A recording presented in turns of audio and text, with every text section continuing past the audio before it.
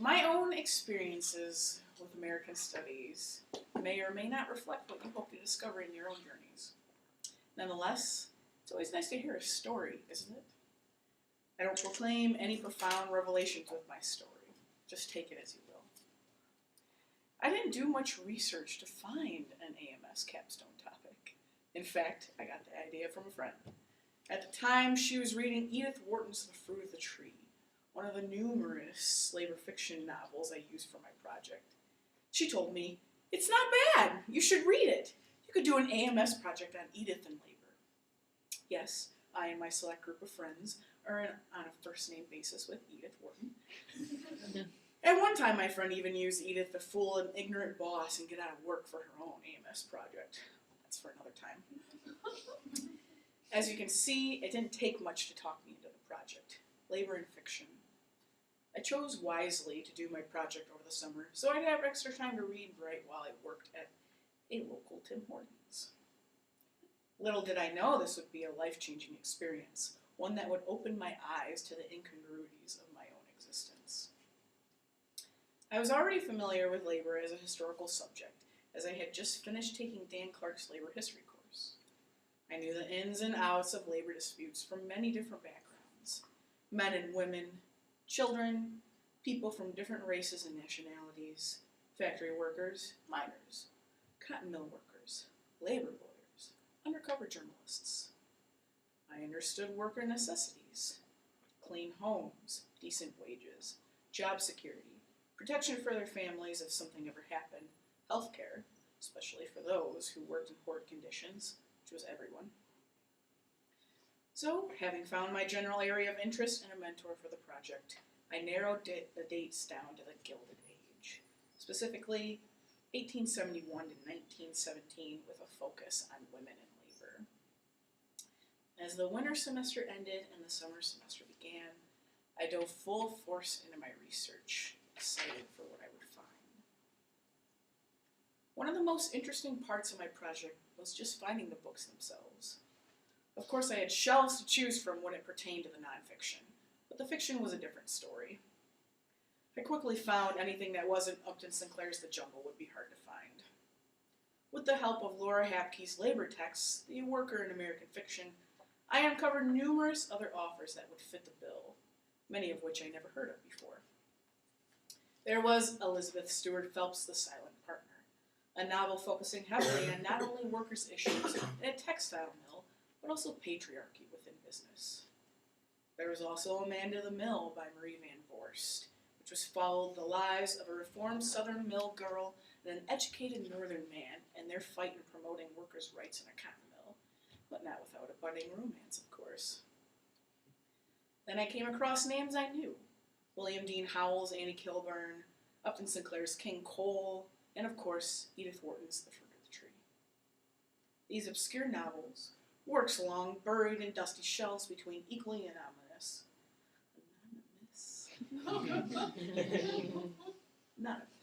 labor fictions, broadened my horizons. I soon found there was more to this world of fiction than just class syllabi revealed, more than the profound yet overdone works I was exposed to in high school.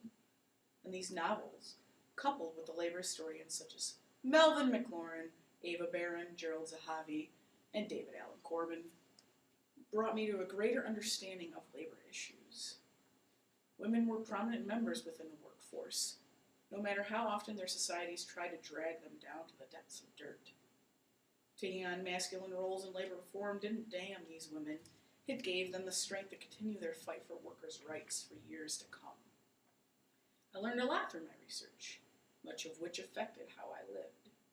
You don't have to follow my advice, but here's some things I picked up on during my project. My first bit of advice to you is to never shy away from the unknown. Sometimes the unknown can reveal some pretty surprising things. Wharton taught me that if you follow in someone's shadow, you can lose yourself pretty quickly.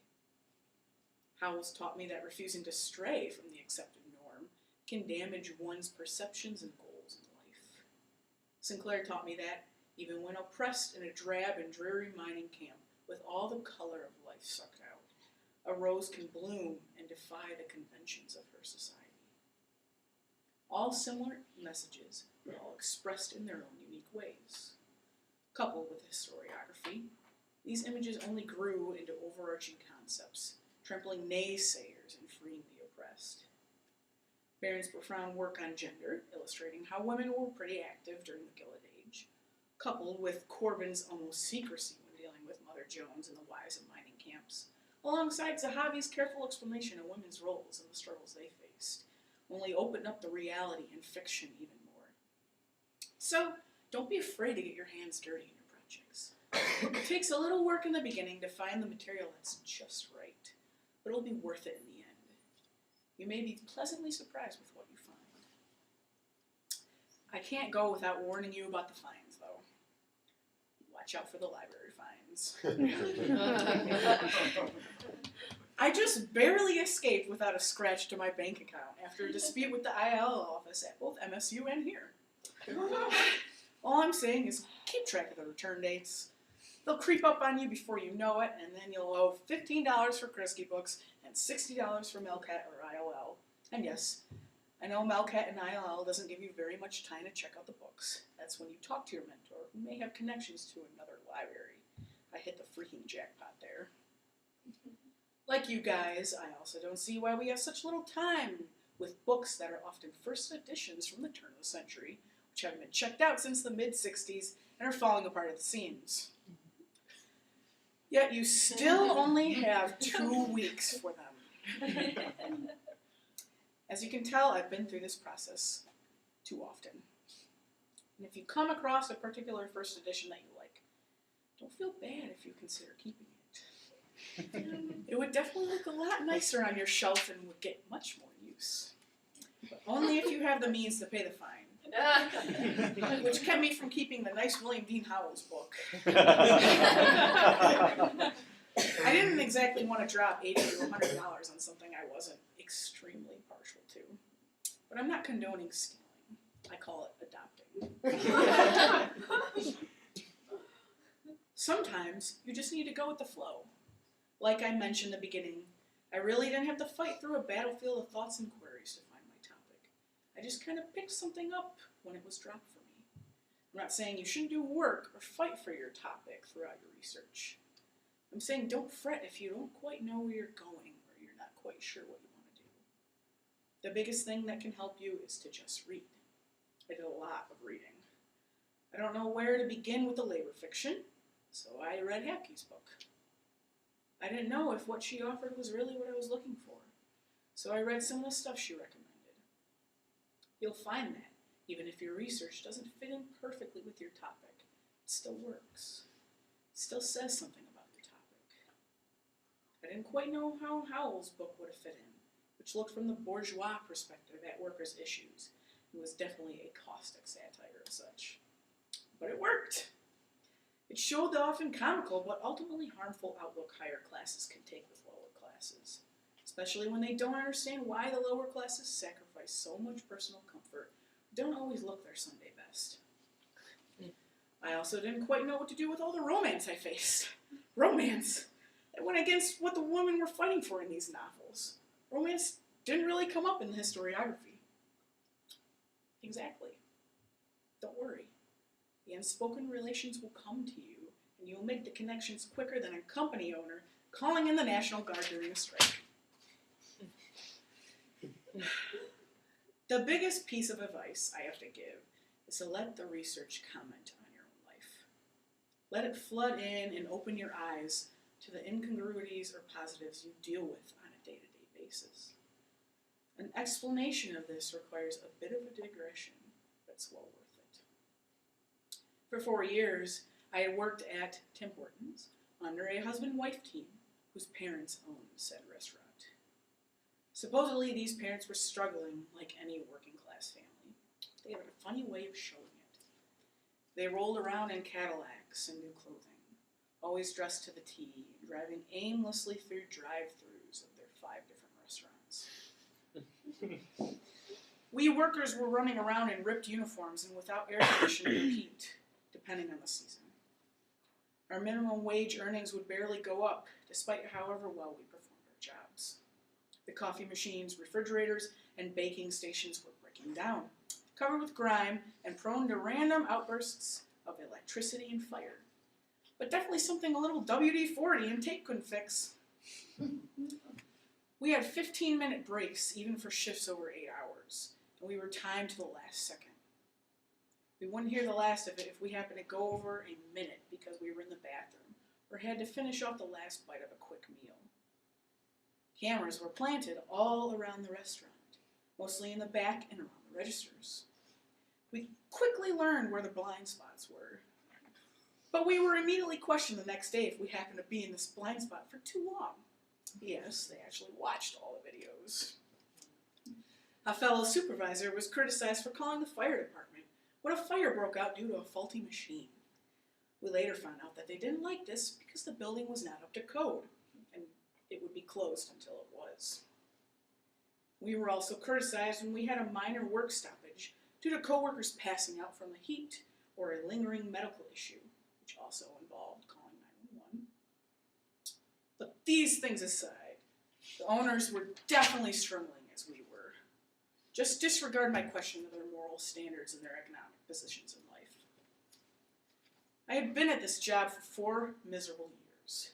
4 years where I worked every shift, missed out on breaks, dealt with heat waves or cold days, been shocked, been burned up and down my arms, had to get stitches for a deep cut, been called a retard at 7 in the morning when I messed up on an order in drive-thru, had customers tell me they could see why I was working there, been cussed out for messing up a coffee or a donut, and been stabbed in the back by coworkers, my own age, who saw it as a savvy career move.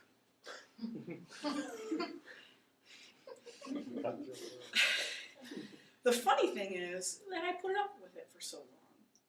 For 4 long, painful, heartbreaking years. But when I started my AMS project, things changed. Edith Wharton, David Allen Corbin, Marie Van Voorst, Ava Barron, and the countless other authors I studied brought to my attention similar situations occurring to their poor workers. These people lived on very little, worked ridiculously long hours, worked in horrid conditions, had horrible bosses to deal with. I never thought I would say this, but my situation was no different. My studies opened my eyes, made me weep with joy and sorrow, knowing I was not alone, but also upset I was in the same situation, despite it being nearly 100 years later. I was just like Van Voorst's poor cotton mill workers, who found body parts caught in machinery. I was with the women in Zahavi's study who struggled to make ends meet and worried about challenging management. I was the main character in Wharton's novel, caught in an endless cycle of fighting for workers' rights, but also hiding some of my revolutionary streak so I could keep my job. Really, working in a chain restaurant was a pitiful job, but it bridged the gap student loans could not. So this is how women in my books felt, I said to myself. Caught between knowing what's right, but also knowing what will keep you alive and keep food on the table. My situation was not as dire, but it was still a source of income I could not afford to lose. However, true to the women I studied, I soon grew tired and let my rebelliousness flare. On my shifts, I would goof off with coworkers, play games to pass the time, joke around, and have a somewhat careless attitude. I would barricade myself in the office, smile and wave at the security camera, and then break out the AMS research I so loved.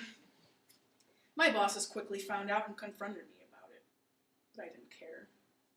I knew I wasn't going to be there much longer, just as the Southern West Virginia miners decided their lives would not end in the pitiful mines, just like the cotton mill workers and the shoe factory workers realized paternalism would not ruin their lives. I realized I could go for a change. I finally quit, and the cowardly owners of the establishment were going to crucify myself and 3 others for a crime we didn't commit, and my bosses wouldn't defend any of us. They were dealing with some marital issues of their own at the time, which, unfortunately, spilled over greatly in how they treated us. I'm not a bad worker.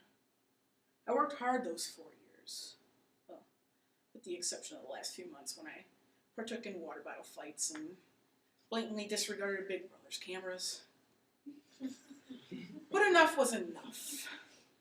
It took AMS to show me the I could feel the proud women before my time backing my decision, urging me to fight for my rights.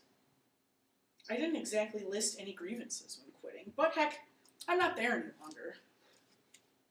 I tried to get my former employers in hot water with a Michigan chapter of the AFL-CIO, which is the American Federation of Labor. I never did receive a response from them, but it didn't take any of the liberation away that I felt. I still wish I could go back and tell my bosses exactly how I feel about them, how I feel about the owners, the pain they inflicted on so many people, including myself. But this is only refusing to let old wounds heal, right? In this long, roundabout way, I'm telling you to be open to new beginnings. I learned a lot about labor and labor fiction. I found out how to manipulate libraries to get out of fines. I realized that stressing about finding a subject or what I want to talk about in my project is unnecessary, that often, with time and research, it'll come to you in the end. But most importantly, I gained my freedom. Could have quit any time, but I didn't. It took great voices from the past to urge me to fight for myself, and I did. Don't be afraid of what your research may show you. Open up. Let it be a part of your life. Let it guide you down unknown roads and uncharted paths. I emphasize don't be afraid because you're never alone. You always have these figures and their ideas right by your side. It's been done before. You're just expressing it in a new age, a new way. My project changed my life. It created a new beginning I couldn't have imagined. It had a funny way of doing it, but it all worked out in the end, and in a pretty great way. I wish you all the best of luck as you continue your careers in American Studies, or even if this is your only venture. I'll tell you this. New beginnings, whether obscure or not, sure beat the hell out of serving someone coffee and donuts at 7 in the morning.